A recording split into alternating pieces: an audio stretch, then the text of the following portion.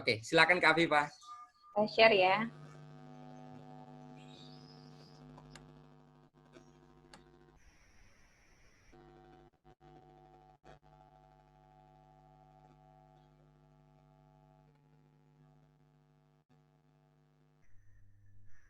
Baik. Assalamualaikum warahmatullahi wabarakatuh. Waalaikumsalam warahmatullahi wabarakatuh. Bagaimana kabarnya semuanya? Baik, Kak. Alhamdulillah. Baik dong ya, pasti semangat. Amazing kan? Karena pagi hari ini kita akan membahas sesuatu yang mungkin menjadi idaman teman-teman sejak lama, yakni how to choose an overseas university. Nah, sebelum kita berbicara tentang how to choose an overseas university, di sini saya pengen tanya sama teman-teman. Teman-teman tahu nggak tentang perjalanan studi mau di Ayunda? Tahu dong ya? Pasti dong. Kalau pejuang beasiswa pasti tahu tokoh-tokoh yang memiliki mimpi-mimpi kuliah di luar negeri seperti Maudy Ayunda.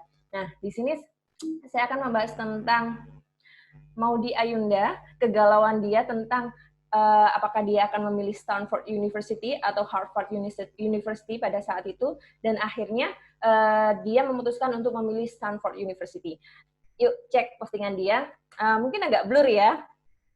Jadi di postingan dia mengatakan bahwa my story continues, I'm choosing Stanford. Jadi dia memilih Stanford University. Kenapa? Coba kita break one by one. Pertama, dia memilih Stanford karena lokasinya yang dekat dengan Silicon Valley. Ini adalah pusat daerah tentang teknologi, resources, innovation, and learning facility. Semuanya berpusat di Silicon Valley itu. Sehingga dia memiliki poin plus untuk membuat Maudy Ayunda tertarik kuliah di Stanford University tersebut. Yang kedua tentang learning approach. Dia tertarik dengan its learning approach.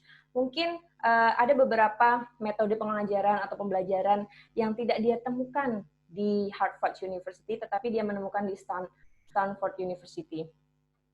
Nah, yang ketiga tentang learning resources. Ini sangat penting sekali karena learning resources bisa menunjang keberhasilan seseorang dalam proses pembelajarannya. Seperti laboratori atau bahkan buku-buku internasional, jurnal internasional, apakah universitas tersebut berlangganan dengan jurnal-jurnal internasional, seberapa luas jurnal-jurnal internasional yang didapat ketika kita kuliah di universitas tersebut, dan lain sebagainya, lecturers and library facilities and many else. Terus yang keempat tentang distinctive degree program. Jadi ini yang sangat membuat Maudy Ayunda tertarik, yakni dia bisa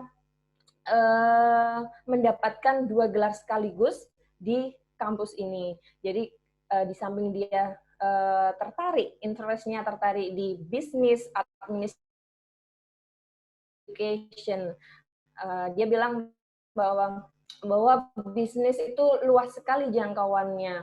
Bisnis itu bukan hanya tentang menjual atau membeli, bukan tentang untung dan rugi, tetapi tentang bagaimana juga kita memberi impact di pendidikan. Nah, itu adalah poin plus dari Stanford University, yakni a joint degree program. Dia menawarkan a joint degree program. Karena tidak semua universitas mampu menawarkan joint degree program tersebut. So, Stanford University menjadi pilihannya. Dan yang terakhir adalah intuition, kata hati. Nah, kalau masalah kata hati ini tidak bisa dibohongi. Jadi kalau hatinya sudah merujuk ke satu universitas tersebut, ya sudah, dia akan mengikuti kata hatinya itu. Begitu. Jadi bukan tentang gengsi, wah berada di kampus ternama di dunia nih, pasti oke, tetapi hatinya nggak nyaman, lalu program-programnya pun nggak sesuai dengan minatnya. So, this is factors that can make you succeed make you successful.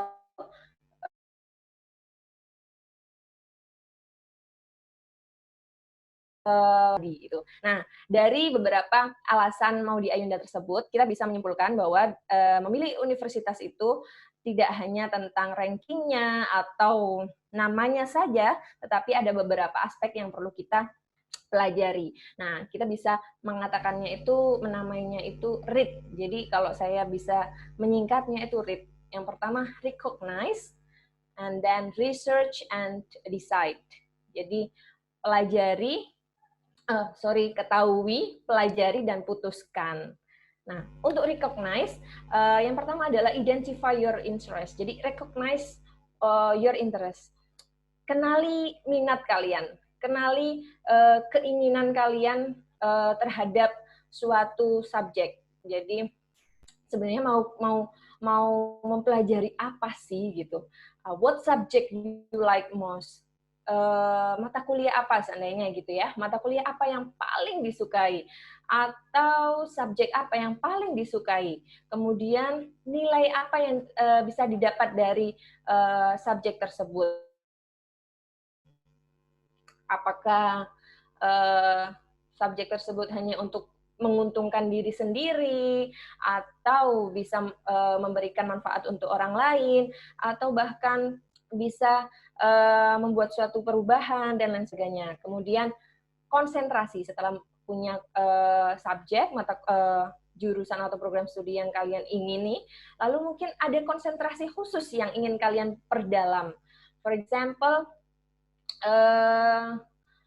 seperti mau di Ayunda tersebut tadi, dia ingin meneruskan studinya di business administration, but she got the pathway to education. Jadi business administration dan education menjadi konsentrasi khusus di dalam studinya. Nah, yang terakhir adalah impact. Kira-kira kontribusi apa yang bisa kita berikan kepada, at least kepada orang di sekitar kita saja, kalau bisa kepada semua orang atau bahkan negara gitu. Nah, kalau biasanya di beasiswa LPDP kan begitu ya, ditanyakan apa sih kontribusi kalian ketika kalian bisa kuliah di jurusan ini, di universitas ini, ketika kalian pulang apa yang akan kalian lakukan begitu. Jadi perhatikan 4 komponen ini: subject, value, pathway, and impact. Think and you will find out your interest. Teman-teman bisa brainstorm your ideas. Kalau sekarang masih stuck, saya bingung nih gitu. Saya sekarang kuliah di pendidikan matematika seandainya. Lalu apakah saya meneruskan S2 di pendidikan matematika saja, atau saya meneruskan di matematika murni, atau di matematika terapan, dan lain sebagainya? Teman-teman bisa brainstorm dengan menggunakan faktor-faktor ini. Oke, yang kedua tentang research. Jadi setelah recognize, kalian sudah tahu nih apa yang akan dipelajari. Maka do research on what and where to study. Ada 3 komponen penting juga di sini tentang research atau teliti studi programnya, teliti profil universitasnya, dan juga teliti lokasi di mana kalian akan studi. Jadi yang tentang study program. Decide what to study. For example, saya waktu mengambil jurusan saya memikirkan bahwa S1 saya adalah English Teaching Education. Jadi saya fokus pada pendidikan bahasa Inggris. Tetapi apakah pendidikan bahasa Inggris saja yang akan saya pelajari lagi gitu? Apakah ada area-area tertentu atau area-area khusus yang mungkin bisa saya perdalam lagi, yang bisa memiliki impact atau dampak yang baik untuk pendidikan bahasa Inggris di Indonesia, atau setidaknya di sekitar saya, di institusi saya. Jadi akhirnya pada saat itu saya tertarik sekali dengan yang namanya educational technology. Jadi bagaimana saya bisa menggabungkan pendidikan bahasa Inggris dengan teknologi pendidikan yang di era di abad 21 ini sangat-sangat dibutuhkan oleh banyak sekali pendidik-pendidik di Indonesia, bahkan di dunia. Karena otomatis pendidikan tidak terlepas dari yang namanya teknologi. Begitupun pula pendidikan bahasa Inggris, apalagi ini adalah bahasa-bahasa yang sering dipakai di kancah internasional. Akhirnya saya memilih, English teaching with pathway to educational technology. Yang kedua, surf the internet and make a list of possible universities. Jadi setelah saya mendapatkan English teaching with educational technology, saya mencari universitas apa saja kira-kira yang menawarkan jurusan-jurusan ini. Apakah ada di benua Eropa, apakah ada di benua Australia, Amerika, Afrika, atau bahkan di benua kita sendiri, Asia. Maka saya mencoba untuk mencarinya dengan bantuan beberapa situs-situs terpercaya, seperti teman-teman bisa kunjungi Hot Courses Indonesia. Situs ini sangat-sangat lengkap. Bagaimana bisa lengkap? Karena teman-teman bisa mencari universitas berdasarkan bidang studi yang kalian minati, universitas berdasarkan penelitian paling baik, universitas berdasarkan lokaling baik, dan lain sebagainya. Juga artikel-artikel yang mendukung teman-teman untuk bisa kuliah di luar negeri. Juga top universities, Easy Uni, Masters Portal, Find a Masters, Study EU, and so on. Masih banyak lagi, teman-teman bisa surf, bisa googling nama-nama situs-situs berikut ini, atau teman-teman sudah punya situs-situs terpercaya lainnya, silahkan. Dan kemudian, find universities that suit your needs. Jadi kalau sudah mencari possible universities, kira-kira, nah saring lagi universitas-universitas mana yang sesuai banget dengan minat teman-teman gitu. Jadi jangan sampai terlena atau tergoda dengan universitas-universitas yang baik namanya, baik reputasinya, megah bangunannya, lalu apalagi ya, terkenal, dan lain sebagainya. Jangan terkecoh dengan itu, terkecohlah dengan program yang mereka tawarkan sesuai nggak dengan minat kalian. Oke, tentang university profile. Jadi setelah menentukan mana kira-kira universitas yang akan kalian tuju, lalu riset profil universitas tersebut. For example, waktu itu saya ada beberapa universitas yang menawarkan English Teaching to Educational Technology, adalah University of Manchester, kemudian UCL, Institute of Education di London, University of Leeds, and University of, kalau tidak salah, Brighton or what? I forgot. Jadi ada beberapa, ada 3 kalau tidak salah ya. Kemudian saya cari profil-profil universitas tersebut dengan detail. Nah, bagaimana cara mencari profil tersebut? Teman-teman bisa berpedoman dengan poin-poin berikut ini. Jadi telitilah tentang rankingnya dan ratingnya. Meskipun ini bukan komponen utama untuk menentukan kampus mana yang kalian tuju, tapi ini bisa menentukan reputasi kampus tersebut. Reputasi di bidang research-nya, di bidang prospek karirnya, di bidang knowledge and technology development-nya, dan lain sebagainya. Jadi teman-teman bisa pergi ke situs-situs terpercaya lagi, seperti QS World University Rankings, Webometrics, and Times Higher Education. Cari di situ universitas yang sudah kalian pilih tadi, kira-kira rankingnya berapa, ratingnya berapa, karena ini juga bisa menentukan kualitas pendidikan yang ditawarkan oleh universitas tersebut. Oke, yang kedua adalah learning approach. Nah, ini agak tricky ya. Jadi kalau kita ingin kuliah di luar negeri itu, yang perlu kita perhatikan adalah bagaimana metode pengajaran, lalu kurikulum pengajaran di sana. Apakah pengajarannya itu hanya berbasis di kelas saja, jadi lecturing aja, kuliah umum terus, atau bahkan selalu praktek di laboratorium atau praktek langsung di dunia kerja, atau profesor sebagai sumber ilmu utama dan lain sebagainya. Jadi coba cari informasi ini di website-website resmi kampus tersebut, atau teman-teman bisa download prospektus. Prospektus ini kayak brosur universitas tersebut. Teman-teman bisa dapat brosur ini biasanya dari official university website tersebut atau di konsultan-konsultan pendidikan luar negeri seperti IDP, lalu Alphalink, Sun Education, dan lain sebagainya.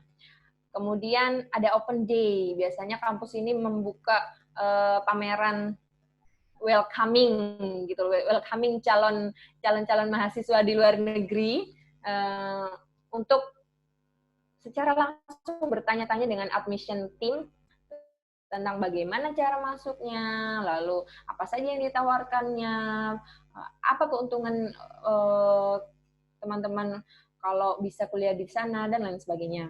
Education fair biasanya ini ada di tanah air. Nah, teman-teman bisa kunjungi education fair ini secara gratis yang biasa diadakan oleh konsultan-konsultan pendidikan di Indonesia. Oke. Nah, what to know itu tentang course option-nya.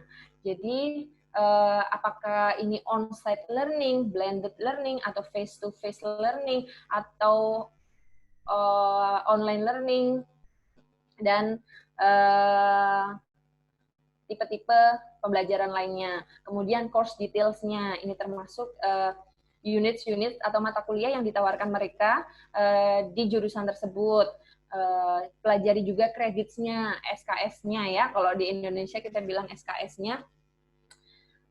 Kemudian reading list-nya, dosen pengampunya siapa, lalu tugasnya apa, sistem penilaiannya dan bagaimana, teaching learning methods-nya, apakah problem based learning, project based learning, atau video and computer technology, dan lain sebagainya. Banyak sekali info-info tentang learning approach ini di website resmi kampus tersebut. Atau teman-teman tidak usah sungkan-sungkan untuk langsung tanya pada admission team yang ada di biasanya kontaknya ada di official website tersebut. Langsung aja kontak, tanya, dan lain sebagainya, gitu ya. Oke, kemudian tentang facilities. Nah, biasanya facilities ini juga sering dilirik oleh teman-teman yang pengen kuliah di luar negeri. Kenapa? Karena mereka jarang menemukan fasilitas di kampus luar negeri, jarang menemukan fasilitas yang biasa ditawarkan oleh kampus luar negeri di Indonesia atau di tanah air, seperti library that full of international resources and credible resources, international journal subscription, learning space, student service, laboratory, sport, research development, and many else. Biasanya yang paling dicari adalah international journal subscription, karena di Indonesia pun masih terbatas universitas-universitas yang berlangganan dengan jurnal-jurnal internasional, karena ini pun mahal gitu untuk membayarnya. Nah, yang keempat, lecturers. Nah, pelajari, ketahui, cari informasi yang sangat detail tentang dosen-dosen di sana. Langsung menuju pada jurusannya. Biasanya di website, official website-nya itu ada menu-menunya program studi apa, kemudian nanti setelah kalian klik, kalian akan menemui lecturers or our staff. Nah, pelajari di situ tentang their teaching experience, their contact, karena their teaching experience ini mempengaruhi teman-teman, mempengaruhi pembelajaran teman-teman. Kalau dosennya teaching experience-nya minim, maka teman-teman pun pengalaman belajar dengan pakarnya pun juga akan sedikit gitu. Kemudian research-nya, and then publication-nya sangat mempengaruhi. Nah, kalau saya dulu di University of Manchester, saya tertarik dengan Profesor Gary Mottram karena publication dan research-nya, teaching experience-nya semua merujuk pada English education atau language learning and technology yang pas banget dengan need saya, dengan kebutuhan saya, dengan minat saya. Oke, saya harus ke kampus ini dan bisa bertemu dengan dosen ini dan bisa belajar bareng dengan dosen ini. Dan teman-teman tahu, saya berharap waktu itu ketika saya bisa kuliah di sana, di University of Manchester, saya harus bisa mendapatkan dosen ini. I mean that saya harus bisa mengerjakan penelitian saya bersama beliau gitu. Jadi akhirnya entah ya doa saya diijabahi sama Allah. Ternyata sebelum penentuan disertasi saya diberikan sebuah lembaran tentang supervisor yang akan mendampingi mahasiswa-mahasiswa dalam penelitian dissertation. Dan supervisor saya adalah beliau, Gary Mottram. Sangat-sangat bersyukur dan ternyata beliau sangat ramah meskipun keilmuannya sudah tidak bisa diragukan lagi teman-teman ya, tetapi keramahannya, lalu kedekatannya dengan mahasiswa, keterbukaannya itu benar-benar oke gitu loh. Jadi pengalaman belajar di luar negeri itu yang paling saya senang, yang paling saya kenang adalah belajar bersama the life expert gitu loh. Belajar langsung dari expertnya, dari profesionalnya. Coba teman-teman cari kira-kira di mana ya profesor-profesor ternama atau profesor-profesor yang ahli di bidang teman-teman gitu. Kemudian tentang visa sponsor, ya. Coba teman-teman cari apakah universitas tersebut bersedia untuk memberikan sponsor bagi teman-teman yang akan mengajukan visa pelajar gitu.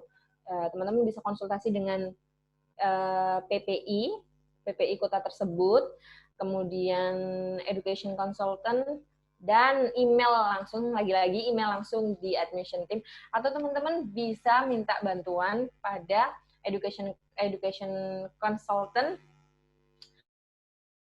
atau kalau teman-teman sudah join di sini nih, sudah join di Santri Mengglobal ini, saya yakin teman-teman di Santri Mengglobal akan memfasilitasi teman-teman untuk bisa kuliah di luar negeri. Jadi beruntung banget ya bisa berada di forum Santri Mengglobal ini. Oke, career support. How university can support your future careers, event, or training on writing resume. Jadi teman-teman coba googling di website universitas tersebut tentang karir supportnya. Apakah mereka mensupport prospek karir teman-teman? Apakah ada program magang internasional atau program magang di tanah air dan lain sebagainya yang bisa menjembatani teman-teman untuk membuka jaringan seluasnya dan membuka kesempatan bekerja di luar negeri atau bahkan kembali lagi ke tanah air. Nah, yang terakhir adalah reviews. Nah, share with alumni or read their blog or watch their vlog about their learning experience in that university. Gitu. Jadi banyak sekali sekarang ya teman-teman yang bikin blog atau bikin vlog bercerita tentang pengalaman mereka kuliah di universitas tertentu. Nah, coba cari. Pokoknya jangan capek untuk selalu update information. Nah, and under others. Jadi teman-teman bisa mencari faktor-faktor yang lain atau poin-poin yang lain untuk diteliti berdasarkan kebutuhan teman-teman. So you know more yourself. About location.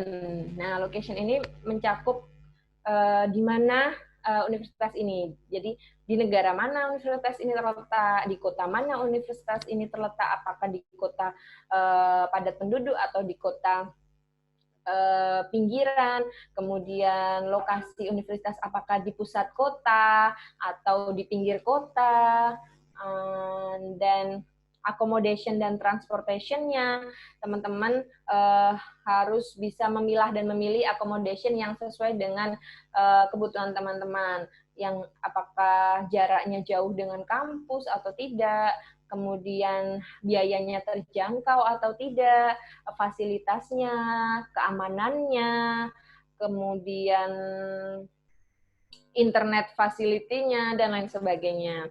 Transportation juga, kalau di Indonesia kita bisa celang-celing ke sana kemari dengan pakai sepeda motor. Kalau di sana kita kalau nggak jalan kaki ya naik bus, naik public transportation. Dan itu coba teman-teman cari apakah ada langganan public transportation seperti di University of Manchester. Teman-teman mahasiswa baru akan ditawarkan sebuah kartu atau tiket selama satu tahun untuk berlangganan dengan bus transportation, untuk berlangganan dengan bus di Manchester. Atau teman-teman yang di London ada yang namanya Oyster Card. Ini adalah kartu langganan untuk bisa naik segala transportation di London seperti Tube, and then base dan lain sebagainya. Oke. Public spaces and interfaith prayer space. Cari tahu tentang public spaces-nya, city center-nya, dekat sama accommodation atau dekat dengan university location, dan grocery shops, karena ini menunjang kehidupan teman-teman sehari-hari gitu. Teman-teman mau beli makanan langsung atau mau masak sehari-hari, coba dipertimbangkan akses ke public spaces-nya, apakah sangat jauh atau dekat dan lain sebagainya. Interfaith prayer space, untuk teman-teman yang Muslim, pastikan untuk mengetahui di mana tempat-tempat atau di mana area-area yang bisa ditempati untuk sholat. Biasanya di luar negeri itu mereka mengatakan interfaith prayer room, jadi bisa digunakan untuk berbagai agama, tapi seringnya adalah agama Islam, jadi teman-teman Muslim yang sholat di interfaith prayer room tersebut. Tapi di Inggris saya lihat adalah sangat ramah dengan orang-orang Muslim, jadi Muslim friendly gitu. Di stasiun, di airport, di kampus bahkan mereka menyediakan tempat sholat masjid. Biasanya kalau di kampus ada masjid. Di kampus saya ada masjid, 2 masjid di kampus utara dan kampus selatan. Kemudian ada prayer room di setiap gedung, dan juga ada pula interfaith prayer space yang tersebar di beberapa gedung tertentu. Nah, yang terakhir adalah seasons, food, and social cultures. Nah, teman-teman jangan sampai kaget dengan perbedaan musim di sana. Kalau teman-teman pergi ke Inggris atau ke Amerika atau ke Australia, tentu musimnya berbeda dengan di sini ya. Jadi siap-siap dengan perpindahan musim yang cepat sekali dan banyak sekali, 4 musim. Kemudian tentang food-nya, makanannya, pastikan teman-teman bisa mencari makanan-makanan halal di sana. Kemudian social cultures-nya, bagaimana culture di sana, bertemu orang, apakah saling menyapa, apakah harus senyum, dan lain sebagainya. Jadi supaya teman-teman, kehidupan teman-teman di sana, kehidupan sosial dan kehidupan akademik berjalan lancar dan baik. Gitu. Nah, yang terakhir adalah decide. Make a comparison between two and pick one. Jadi, buat perbandingan antara 2 universitas paling potensial. For example, University of Manchester, and pada saat itu saya mencari perbandingan antara University of Manchester and UCL, Institute of Education, University College of London, karena saya sudah mendapatkan, jadi sebenarnya saya memutuskan ini setelah saya mendapatkan LUI gitu. Harusnya saya memutuskan ini baru apply gitu ya, tetapi waktu itu saya memutuskan ini setelah saya sudah mendapatkan letter of acceptance. Nah, coba cari specialization-nya gitu. Pertimbangkan tentang specialization-nya. Lagi-lagi adalah apakah universitas tersebut memiliki spesialisasi di bidang ilmu yang sama dengan teman-teman. Begitu. Yang kedua, requirements-nya. Jadi coba teman-teman cek persyaratan-persyaratannya apakah mudah untuk dipenuhi atau tergolong sepertinya teman-teman harus bekerja lebih keras lagi untuk memenuhi persyaratan tersebut. Padahal teman-teman sudah dikejar oleh waktu, for example. Kemudian tentang living cost and tuition fees. Jadi tentang cost-nya, biaya-biaya yang akan kalian keluarkan selama kuliah di sana. Termasuk biaya kuliah, biaya hidup, harus kalian pertimbangkan. Seperti kalau biaya hidup di kota-kota besar akan lebih mahal dibandingkan dengan kota-kota kecil. For example, di London yang bisa mencapai 20.000 pound sterling per tahun. Kemudian kalau di Manchester dulu adalah sekitar 1.000 pound sterling per tahun gitu ya. Oh, 20.000 pound sterling, 20.000 pound sterling itu sekitar 1,5 tahun begitu mungkin ya. Karena di London sedikit lebih mahal dibanding Manchester. Kemudian tentang biaya kuliah. Apakah biaya kuliah kalian bisa terakomodir dengan, for example, teman-teman memilih beasiswa LPDP bisa terakomodir dengan LPDP, atau teman-teman memilih self-funding, apakah bisa terakomodir dengan dompet teman-teman. Harus teman-teman perhatikan lebih hati-hati begitu tentang biaya, karena tidak mungkin kan kalau kita sudah pergi ke sana lalu kita kehabisan uang dan mau pulang tanpa gelar apapun, tanpa ilmu apapun. So, nggak mungkin. Oke, yang terakhir adalah scholarship supports. Jadi, coba teman-teman sesuaikan apakah jurusan yang kalian ambil itu adalah jurusan prioritas beasiswa yang akan kalian incar. Kemudian, apakah universitas yang akan kalian pilih adalah universitas yang terdaftar dalam list universitas yang dibiayai oleh beasiswa kalian, begitu. Jadi kalau di LPDP biasanya ada 100 universitas yang berada di dalam peringkat 100 dunia. Kalau juga di beasiswa-beasiswa lainnya, seperti beasiswa di Jerman tentang Sustainable Water Management, dia hanya mengakomodir teman-teman yang memiliki interest atau bidang studi di air, mineral, air dan kesehatan, air dan keberlanjutan perkembangan air dan lain sebagainya, begitu. Tentang water management saya tidak begitu paham ya, karena bukan bidang studi saya. Nah, teman-teman harus cek informasi yang ada di beasiswa yang teman-teman apply. Nah, ini sangat berhubungan dengan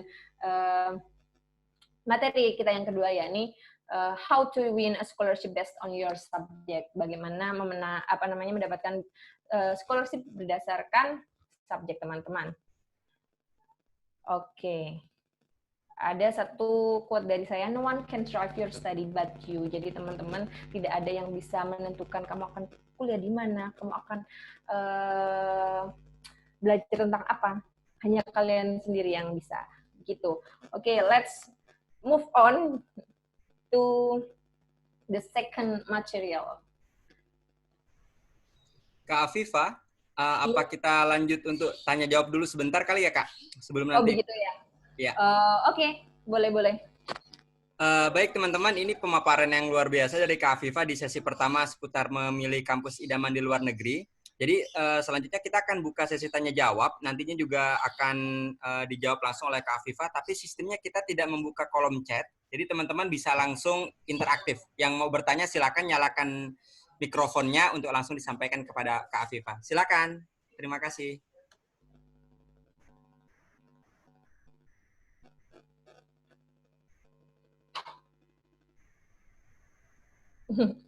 Mana nih suaranya?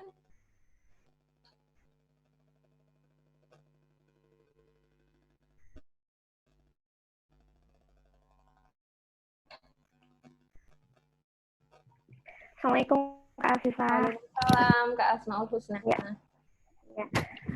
Dari pemaparan Kak Afifa tadi kan cukup menarik dan banyak sekali poin-poin yang memang harus kita pertimbangkan gitu ya untuk memilih kampus. Dan sepertinya untuk melakukan terutama di poin research itu kan butuh waktu yang lumayan lama ya Kak ya. Kalau dari pengalaman Kak Afifa dulu gimana ya Kak? Bisa minta tolong diceritakan seperti itu. Terima kasih. Oke, terima kasih. Baik, pertanyaannya menarik sekali ya gitu. Jadi memang kalau namanya research itu membutuhkan waktu yang tidak sebentar. Jadi teman-teman sekarang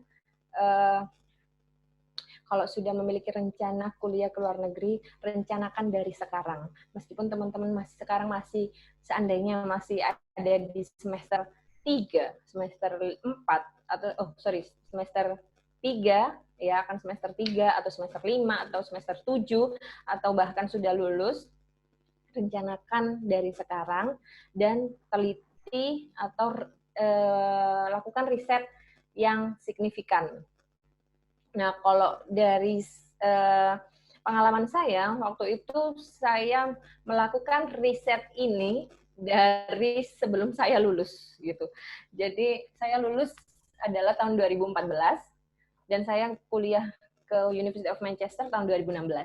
Sebelum lulus, sekitar tahun 2014-an ya. Oke, let's say tahun 2014. Tahun 2014, saya sudah mencari universitas-universitas mana yang kira-kira bisa mengakomodir minat saya. Pada saat itu saya hanya ingin pendidikan bahasa Inggris atau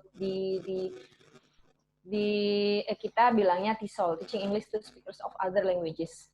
Jadi udah itu aja, nggak pakai konsentrasi kemana. Oke, itu yang penting saya nanti bisa kuliah tentang ini dan memperdalam how to teach English gitu aja. Waktu itu memang karena tujuan saya adalah TESOL.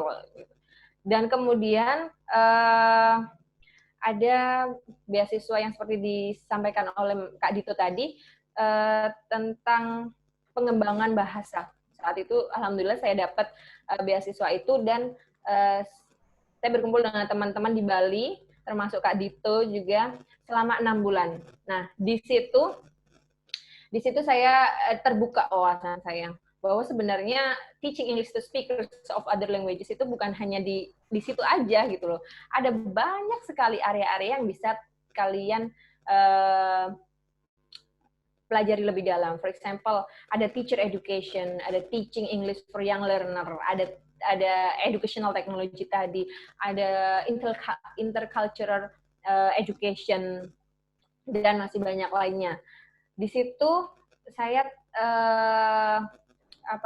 terketuk untuk mencari kira-kira minat saya ada di mana, apakah hanya TESOL saja gitu. Jadi meskipun waktu itu saya sudah dapat 2 universitas yang menjadi impian saya dari dulu, yakni University of Sydney and University of Monash gitu di Australia. Meskipun itu conditional letter of letter of acceptance. Jadi masih belum diterima secara resmi sih ya. Cuman diterima karena persyaratan-persyaratan saya sudah bisa saya lengkapi gitu. Dan waktu itu ada teman saya yang mengatakan bahwa, are you sure you just wanted pursue TESOL only gitu loh. Sama aja dong kalau kamu ngambil TESOL, kalau kamu ngambil pendidikan bahasa Inggris di luar negeri, padahal di Indonesia juga ada itu pendidikan bahasa Inggris tanpa kamu jauh-jauh ke luar negeri, kamu bisa kuliah pendidikan bahasa Inggris S2-nya di situ gitu. Iya ya gitu. Akhirnya saya breakdown lagi dan saya ketemu dengan educational technology karena saya membaca beberapa buku bahwa ternyata di abad 21 ini salah satu skill yang harus dimiliki oleh siswa maupun pendidik adalah teknologi gitu atau kreatif. Jadi kreatifnya bisa menuju ke teknologi. Dan akhirnya saya pun mencari universitas-universitas yang menawarkan program ini. Jadi tahun 2015 waktu itu, tahun 2015 saya mencari universitas yang menawarkan TESOL yang mengarah ke educational technology, dan itu tidak ada di Australia, negara impian saya dari awal waktu itu.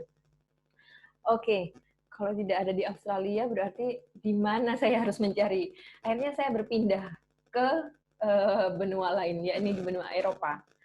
Oke, karena ini adalah teaching English, mungkin akan lebih baik juga kalau saya bisa pergi ke negara yang memiliki penutur asli bahasa Inggris gitu.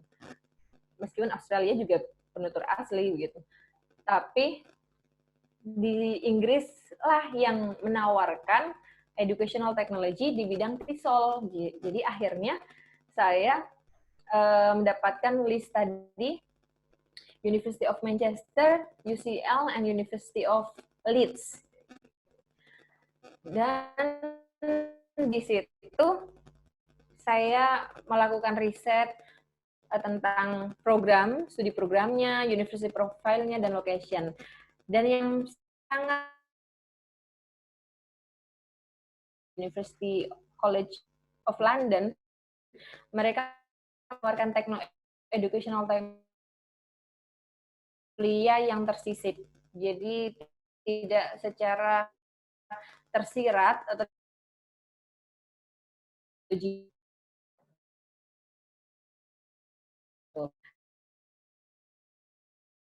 banget di jelas tertera di course description-nya, mereka menawarkan pathway ke educational technology, dan tidak ragu lagi saya pun memilih itu.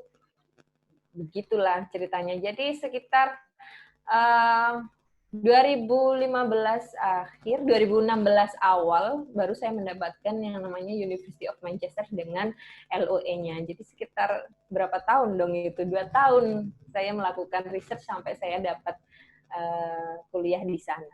Begitu. Jadi teman-teman bisa persiapkan dari sekarang. Silakan dipetakan itu tadi poin-poin yang bisa kalian research. Sudah tahu kan teman-teman sekarang minatnya di apa? Coba Kak Asmaul Husna minatnya di apa?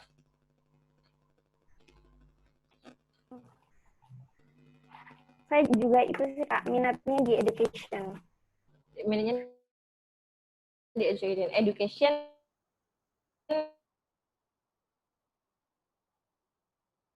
Dan itu memang saya masih bingung juga pendidikan akuntansi. Cuman saya mencoba mencari terkait education itu agak tertarik dengan manajemen education. Kemudian ada juga saya semacam itu Kak. Pokoknya masih bingung ininya. Masih bingung ya. Sekarang semester berapa Kak Asmaul? Baru lulus Kak. Baru lulus. No worries ya. Iya. Masih fresh graduate, mumpung masih fresh graduate sekarang. Coba tadi Kak Asmaul kan sekarang lulus dari pendidikan akuntansi. Apakah kira-kira di pendidikan akuntansi itu ada sesuatu yang menarik hati Kak Asmaul untuk dipelajari lebih dalam lagi? Apakah ada value dari pendidikan akuntansi yang bisa disebarkan, yang bisa disebarluaskan dan bisa disebarkan manfaatnya untuk banyak kalangan gitu. Jadi kalau seandainya Kak Asmaul lulus dari pendidikan akuntansi, kemudian ingin di manajemen pendidikan, coba kira-kira di-link ya, dihubungkan sama Kak Asmaul, apakah ada benang merah dari pendidikan akuntansi menuju manajemen pendidikan? Apakah ada value yang bisa saya dapat gitu? Apakah hanya sebuah gelar saja yang saya inginkan, atau ada value yang bisa saya dapat dari belajar manajemen pendidikan itu gitu? Apakah ada bekal yang bisa saya bawa dari pendidikan akuntansi ke manajemen pendidikan tersebut? Coba Kak Asmaul di brainstorm lagi. Iya. Ya, siap Kak. Terima kasih banyak Kak Vika. Kak.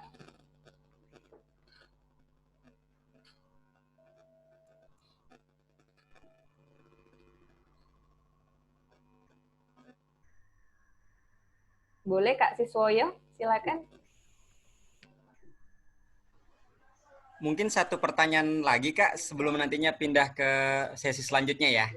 Oh iya. Silakan.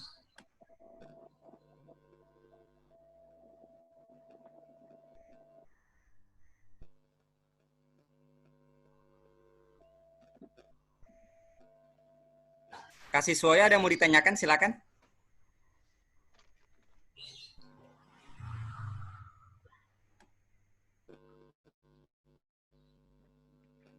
Halo. Iya, silakan Kak.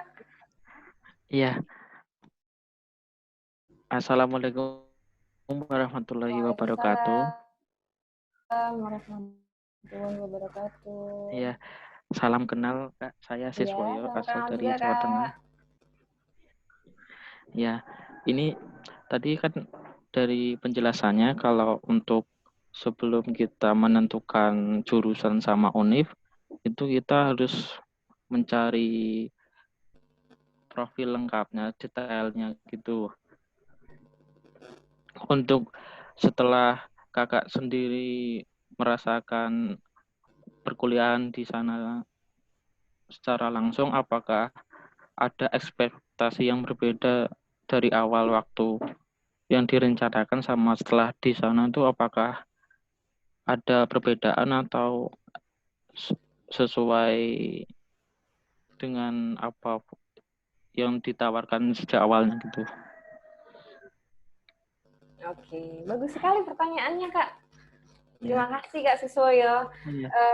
Jadi ini sangat perlu diketahui teman-teman bahwa ketika teman-teman kayaknya kemarin sudah membuat rencana studi ya Kak ya, Kak Dito? Atau belum?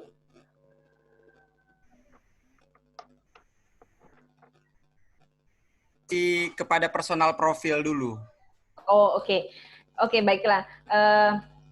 Jadi teman-teman kalau dari sini mungkin nanti teman-teman bisa bikin rencana studi. Nah, pada saat itu saya menulis sebuah rencana studi dari penelitian-penelitian yang saya lakukan berdasarkan poin-poin yang sudah saya share ini ya. Jadi tentang studi programnya, university profile and location. Jadi kenapa saya memilih University of Manchester waktu itu, saya berikan alasan-alasannya. Kemudian mata kuliah jurusan apa yang saya ambil, TESOL to Educational Technology, saya berikan alasannya kenapa saya mengambil itu, kenapa harus mengambil pathway gitu. Padahal banyak sekali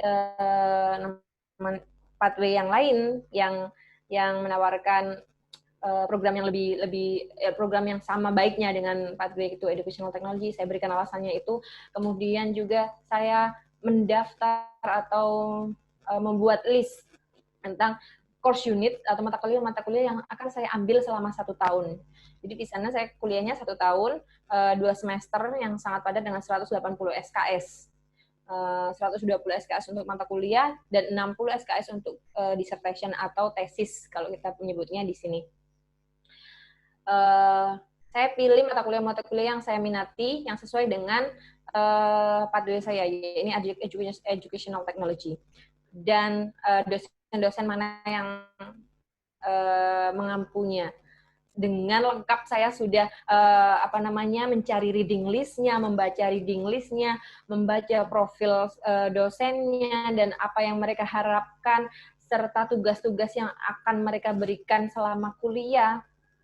Saya sudah mendaftar semua itu dan saya sudah sangat mengerti.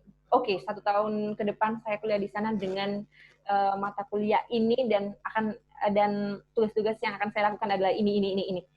Dan saya harus ngapain aja, saya sudah tahu.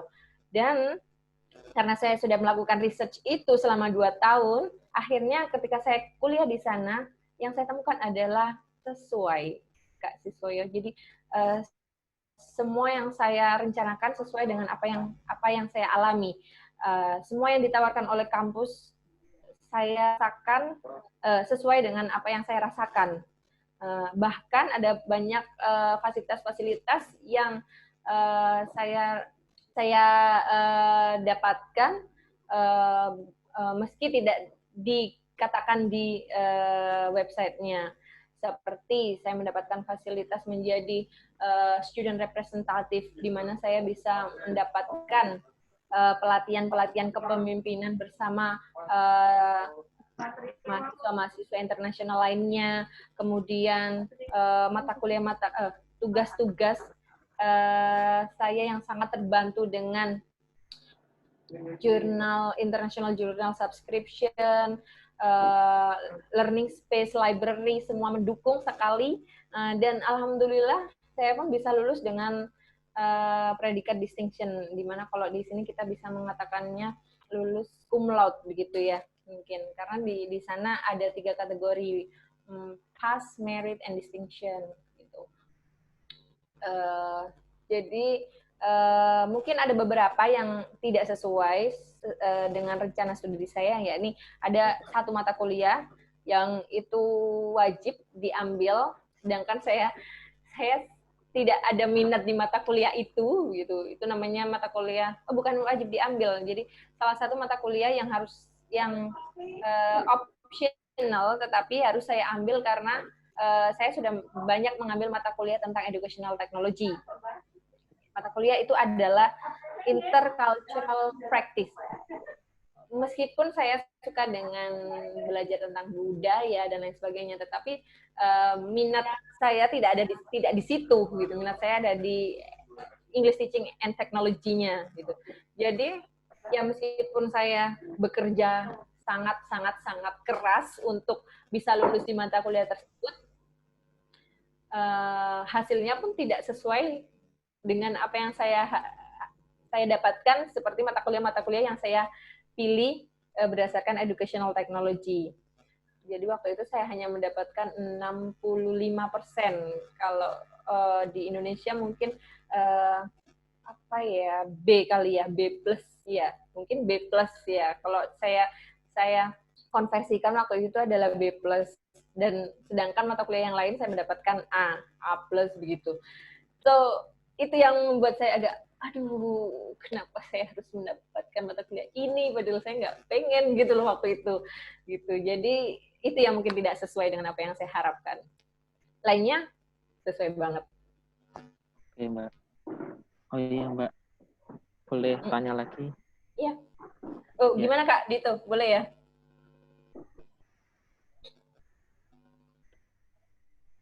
Iya, monggo Kak. Oh iya, ini untuk program, kebetulan saya kan basicnya background dari sains, dari fisika. Kalau untuk di Inggris sendiri, apakah kebanyakan untuk master itu menempuh waktunya 1 tahun atau ada juga yang menawarkan lebih dari 1 tahun? Nah, iya. Oke, terima kasih Mas Kak Siswoyo.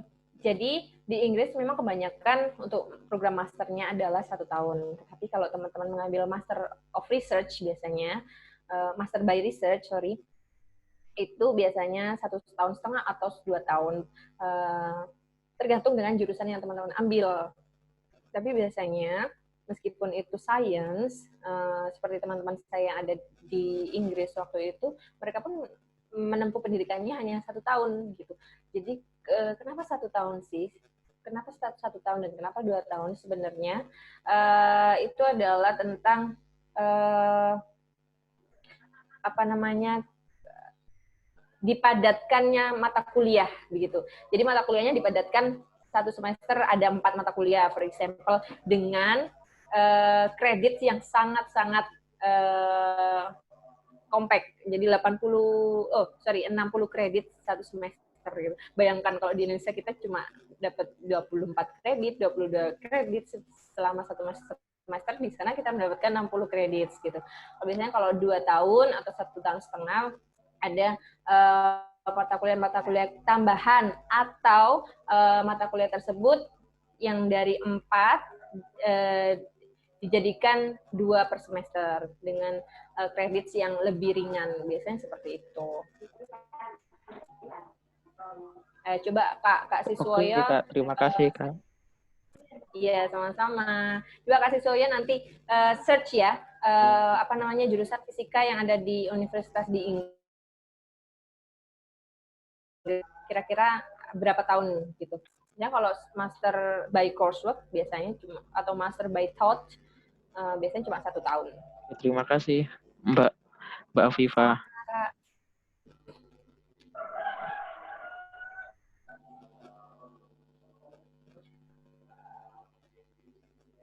Sudah ya, ada 2 pertanyaan cukup ya. Ya. Jadi mungkin kita bisa lanjut ke sesi selanjutnya, Kak. Untuk materi selanjutnya dulu ya, Kak. Nanti biar kita lanjut untuk sesi tanya jawabnya. Terima kasih. Ini ada apa namanya? Kalau kita menyebutnya ada Gus Dur ya. Ini ada syairan di masjid. Kira-kira kedengeran nggak di audio teman-teman?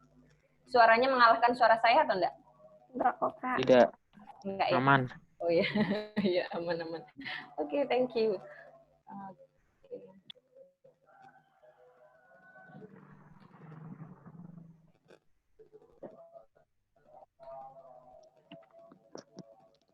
Oke, how to win a scholarship based on your subject. Jadi kalau teman-teman tadi sudah menentukan subjeknya apa, jurusannya apa yang kalian minati, maka bagaimana kita mendapatkan beasiswa yang sesuai dengan jurusan kita.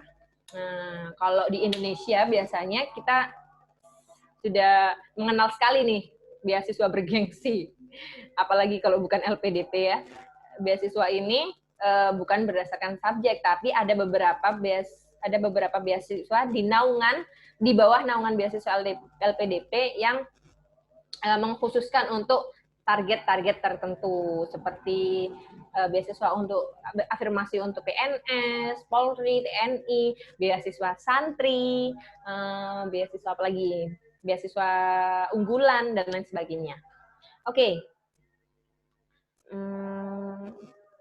Seperti biasanya, saya selalu mengatakan kepada teman-teman bagaimana sih mendapatkan beasiswa. Ada 3 dasar, ada 3 ion dasar, atau I say it 3 basic ions. Kenapa saya bilang ions? Karena ada 3 kata yang berakhiran dengan ion ya. Vision, preparation, and action. Jadi visi, preparation, visi atau tujuan, persiapan, dan aksi nyata. Oke, bahasanya aksi nyata. Oke, tentang vision. Seperti yang tadi sih nggak jauh beda dari bagaimana memilih universitas, kita juga harus menentukan atau mengetahui spesialisasi kita ada di mana, spesialisasi bidang ilmu kita apa, dan tentukan tujuan kalian. Gitu. Jadi karena ada beberapa beasiswa yang menargetkan untuk program studi tertentu atau prioritas mereka itu pada bidang bidang ilmu tertentu, for example teknologi, human rights, hak asasi manusia, kemudian demokrasi, atau apa namanya tentang research, science, dan lain sebagainya. Maka teman-teman harus tahu apa sih, kayak tadi Kak Siswoyo tentang fisika, apakah fisika pendidikan fisika, atau fisika applied physics, dan lain sebagainya. Kak Asmaul juga apakah benar-benar pengen di manajemen pendidikannya, karena nanti ada beberapa spesialisasi di beasiswa yang merujuk di education tersendiri, education development. Jadi mungkin manajemen education bisa masuk ke education development. Tapi kalau seandainya pendidikan akuntansi, apakah bisa masuk ke education development? Nah, coba teman-teman nanti teliti lagi. Nah, for example begini, jadi saya sudah menentukan minat saya di mana, spesialisasi di saya di mana, saya pun set my goal gitu. Oke, tujuan saya begini. I am Iyanatul Afifah, saya tulis nih, I am Iyanatul Afifah, next 2025, I will pursue my doctoral degree in TESOL pathway to educational technology in the University of Melbourne, Australia. Kenapa? Karena saya waktu itu memang kepengen di Melbourne, di Australia. Siapa tahu apa namanya vision ini bisa mengantarkan saya di kampus tersebut, atau bahkan ada alternatif kampus lainnya. Begitu setelah melakukan riset pastinya nanti ya. Karena sekarang masih belum melakukan riset. Oke. Well, yang kedua tentang preparation. Do research on scholarship which meet your needs. Jadi yang sekarang adalah lakukan riset pada beasiswa-beasiswa yang mengakomodir kebutuhan teman-teman, yang mengakomodir minat teman-teman. For example, yang mengakomodir kebutuhan teman-teman. Nah, bagaimana menelitinya? Coba teman-teman lihat skopnya, targetnya. Gitu. Targetnya ini untuk semua semua warga, semua masyarakat di Indonesia, atau untuk masyarakat luar negeri saja, atau masyarakat atau warga dari negara-negara tertentu, atau warga dari luar Eropa, dari luar Australia, dan lain sebagainya. Coba teman-teman lihat skopnya, targetnya itu penerimanya siapa aja.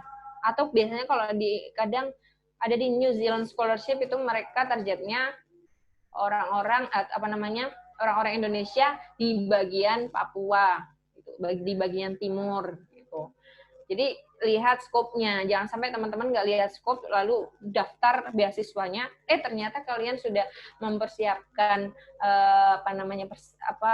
persyaratan-persyaratannya dengan apik, ternyata kalian nggak diterima hanya karena kalian tidak mengetahui bahwa skopnya adalah tidak di ranah kalian, begitu. Tentang priority studies, nah, seperti yang saya katakan tadi, ada beberapa scholarship beasiswa yang mensyaratkan pelamarnya adalah orang-orang yang akan melanjutkan studi di bidang tertentu, itu seperti teknologi tadi, sustainable water development, sustainable development, human rights, and engineering, begitu. Pokoknya banyak sekali beasiswa yang mereka pasti memberikan info what their priority studies, atau mereka tidak mengkhususkan pada bidang ilmu tertentu, alias semua ilmu bisa mereka terima, seperti di beasiswa reguler LPDP. Requirements, jadi lihat requirements-nya, pelajari persyaratan-persyaratannya, apakah sesuai dengan teman-teman atau tidak. For example, teman-teman kemampuan bahasanya mendapatkan minimum mendapatkan nilai minimum 5,5 for example di IELTS gitu. Sedangkan yang disyaratkan adalah IELTS 6,0 gitu. Jadi teman-teman harus berusaha lagi untuk bisa meet the requirements gitu. Kemudian allowance, teliti tentang pembiayaannya, skema pembiayaan dari beasiswa tersebut. Apakah teman-teman akan di-cover, apakah teman-teman akan di-cover biaya kuliahnya, biaya hidupnya, biaya akomodasinya, biaya penelitiannya, biaya transportasi pulang pergi dari negara tersebut, kemudian biaya pembuatan visa, permohonan visa, biaya pembelian buku atau resources, dan apalagi banyak sekali biaya-biaya yang teman-teman harus ketahui dari beasiswa tersebut, sehingga teman-teman tahu kira-kira saya di cover nggak ketika saya beli buku ini, for example. Ketika saya melakukan penelitian ini dan saya harus pulang ke Indonesia, apakah di cover oleh beasiswa ini atau enggak? Begitu. Jangan sampai teman-teman sudah mendapatkan beasiswa tersebut, kemudian teman-teman melakukan penelitian ke sana kemari, and then pihak beasiswa tidak mau reimburse gitu, nggak mau mengembalikan uang yang sudah kita pakai untuk penelitian tersebut karena mereka tidak mengcover biaya penelitian tersebut, begitu. Jadi lihat lagi skema pembiayaan mereka. Selection process, apa saja seleksi prosesnya? Apakah administration only atau administration interview atau on-site writing, essay, and then on-site exam or any else gitu. Kalau kayak seperti di LPDP atau seperti di Moral Scholarship 5.000 dokter itu ada yang namanya on the spot essay writing, and also FGD, focus group discussion. Jadi bagaimana kandidat penerima beasiswa itu dilihat cara menyikapi masalah atau mencari solusi dari sebuah masalah. Kemudian timeline, lihat daftar tanggal seleksinya, kapan pendaftaran dibuka, dari rentang waktu berapa hari, kemudian seleksi administrasinya berapa hari, 1 bulan atau 2 bulan, seleksi substansinya atau interview dan lain sebagainya kapan gitu. Jadi teman-teman bisa mempersiapkannya dari awal. For example, teman-teman sudah submit, kemudian saya nggak tahu nih kapan pengumuman, kira-kira kapan pengumuman administrasinya. Tiba-tiba pengumuman, it's okay lah, pengumuman lulus, alhamdulillah lulus.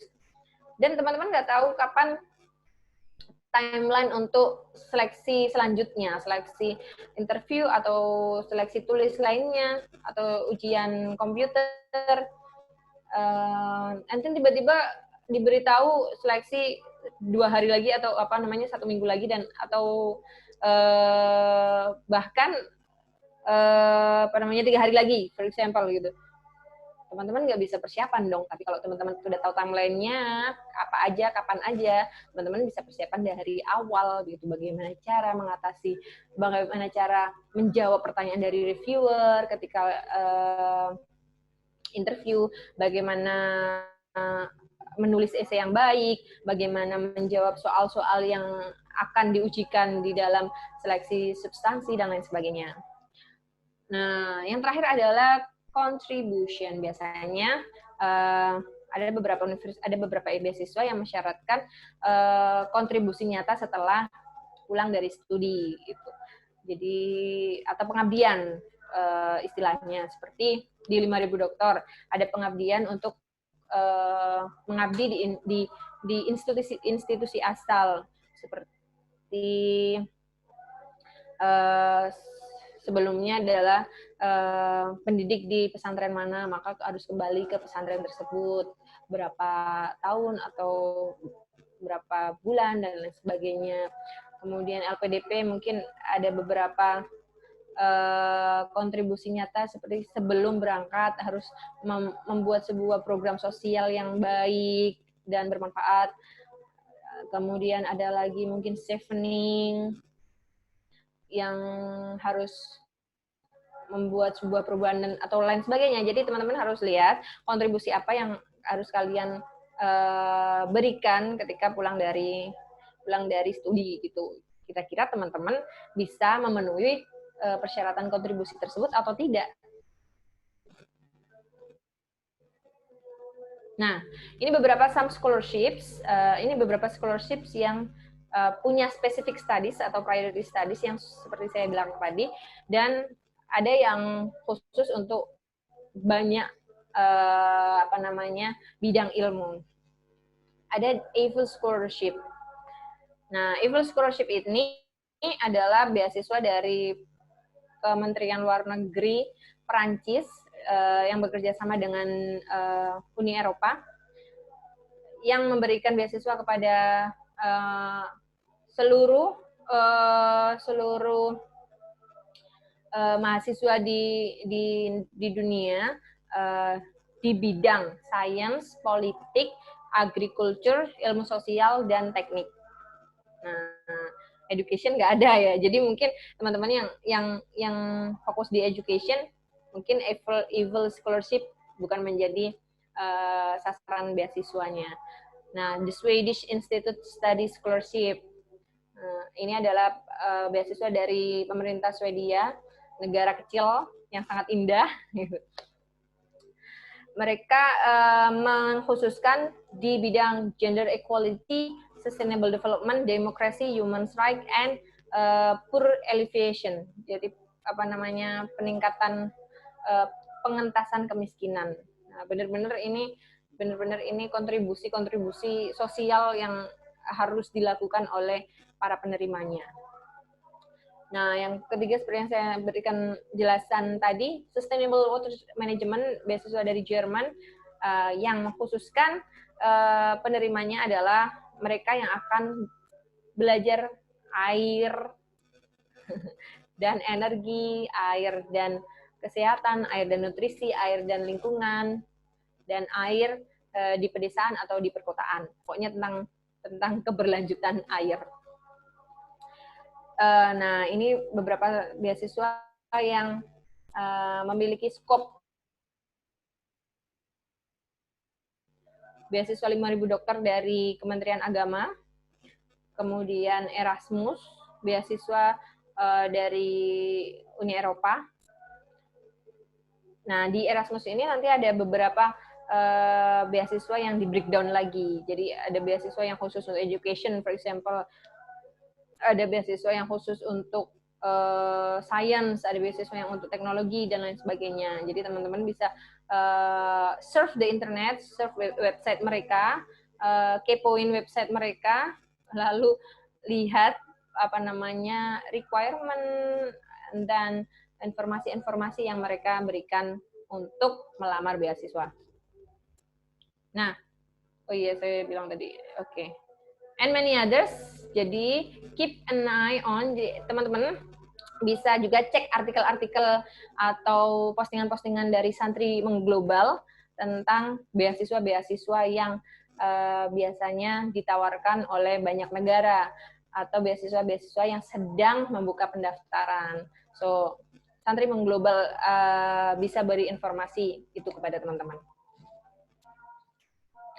Yang terakhir, action. Get yourself ready and give it a try. Bagaimana bisa ready, bagaimana bisa siap, decide kira-kira scholarship mana yang akan teman-teman apply. Apakah itu LPDP, 5.000 dokter, Erasmus, EVL Scholarship, Swedish Institute Scholarship, atau bahkan chevening, dan lain sebagainya. Putuskan mana dan fokus pada beasiswa itu. Jadi jangan terpecah pada beberapa beasiswa, teman-teman kalau bisa putuskan beasiswa mana yang harus kalian ambil, yang potensi untuk bidang ilmu kalian. Gitu. For example, teman-teman kalau ingin mencari peluang yang lebih besar, mungkin bisa mengambil LPDP. Atau teman-teman kalau mempunyai bidang studi tertentu yang memiliki peluang lebih besar di beasiswa dari luar negeri, for example tadi EFL Scholarship atau Sustainable Water Management tadi, teman-teman yang punya peluang lebih besar belajar di keberlanjutan air, maka teman-teman bisa ambil itu. Ambil, for example, Sustainable Water Management. Oke, saya ambil ini. Saya tidak akan fokus di beasiswa yang lain, saya akan fokus di beasiswa ini, dan saya akan pelajari requirement-nya dan memenuhi persyaratannya, kemudian submit. Jadi decide, meet, and submit. Gitu. And the last but not least, let God do the rest. Gitu. Jadi jangan lupa untuk berdoa, bertawakal.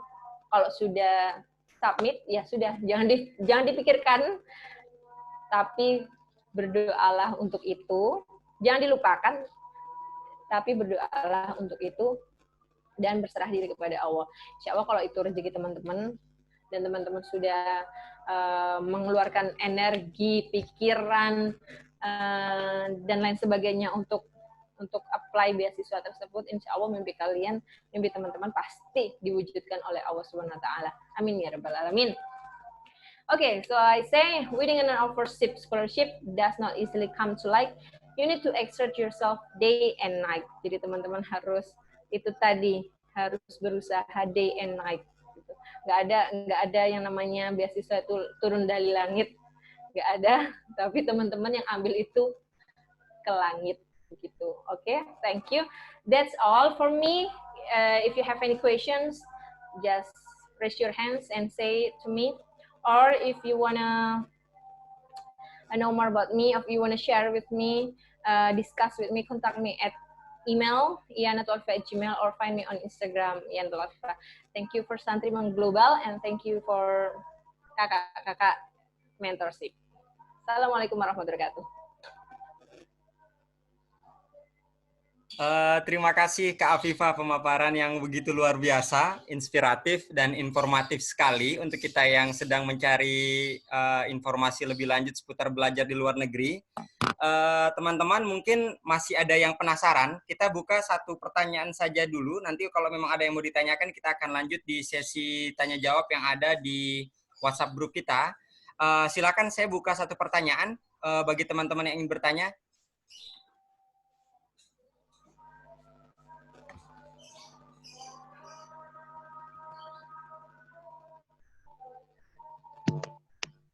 Kak, saya mau nanya. Silakan Kak Isma. Ya. Halo Kak Afifah. Halo Kak Isma. Ya, nama saya Isma. Saya ini kan lulusan dari sastra Inggris dan rencananya saya mau ambil linguistik. Tapi setelah saya coba research beasiswa, baik itu LPDP, ya kalau di LPDP itu nggak masuk prioritas, baik universitas yang ingin saya tuju atau jurusan. Terus saya juga riset di Stunet itu juga nggak masuk jurusan yang diprioritaskan. Jadi pertanyaan saya, walaupun peluangnya kecil mungkin ya, karena bukan jurusan yang diprioritaskan oleh beasiswa yang saya inginkan, itu apakah masih ada peluang gitu Kak, maksudnya walaupun kecil? Ya, seperti itu. Oke, jadi tentang peluang ya Kak Isma ya? Ya. Oke, thank you. So talking about opportunity, jadi kesempatan untuk bisa diterima di beasiswa tersebut, apakah besar atau kecil karena melihat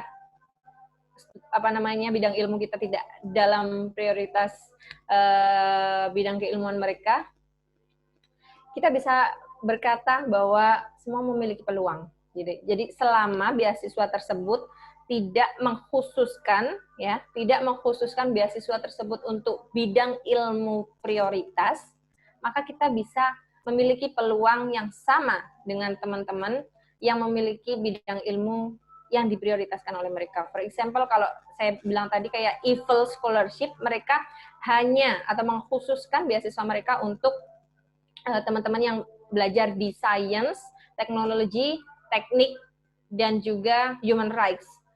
Maka kalau kita ada di English teaching tadi, berarti kita tidak memiliki peluang di beasiswa tersebut. Tapi kalau seandainya seperti di LPDP, meskipun mereka menuliskan ada beberapa studi prioritas, tetapi mereka tidak mengkhususkan ya. Jadi mereka memiliki prioritas, tapi tidak mengkhususkan, maka kita memiliki peluang untuk mendapatkan beasiswa tersebut. Bagaimana cara kita saja untuk bisa mendapatkan peluang tersebut?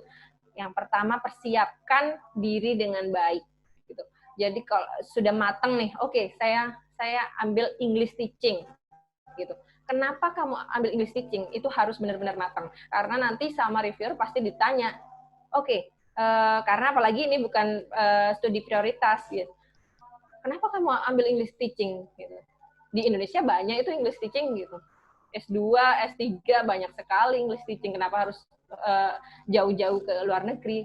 Apa kontribusi kamu? Apa value yang akan kamu dapat ketika kamu kuliah English teaching? Maka Kak Isma harus bisa menjawab itu. At least jawab pada diri sendiri.